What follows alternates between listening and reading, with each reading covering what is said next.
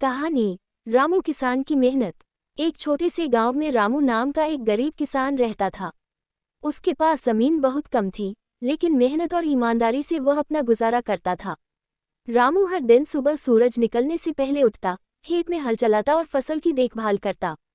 उसके पास कोई मशीन नहीं थी, बस एक पुराना बैल और कुछ पुराने औजार थे। गांव के दूसरे किसान अक्सर रामू का मजाक उड़ाते थे। वे कहते, तेरे जैसे गरीब किसान की मेहनत से क्या होगा? हमारे जैसे बड़े किसानों की तरह ट्रैक्टर और पैसे हों तब तो बात बने। लेकिन रामू को इन बातों से कोई फर्क नहीं पड़ता था। उसे अपने काम पर भरोसा था। वह जानता था कि अगर दिल से मेहनत की जाए तो फल जरूर मिलता है। एक साल गांव में सूखा पड़ा। बड़े बड़े किसानों की फसलें बर्बाद हो गईं क्योंकि वे सिर्फ सिंचाई पर निर्भर थे।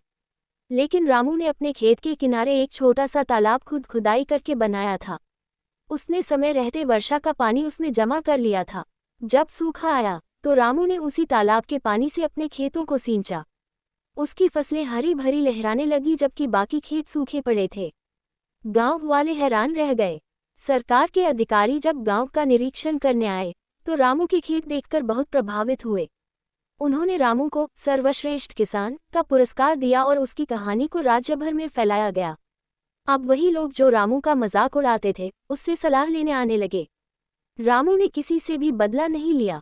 उसने सबको समझाया कि मेहनत, ईमानदारी और थोड़ी सी समझदारी से हर मुश्किल आसान की जा सकती है।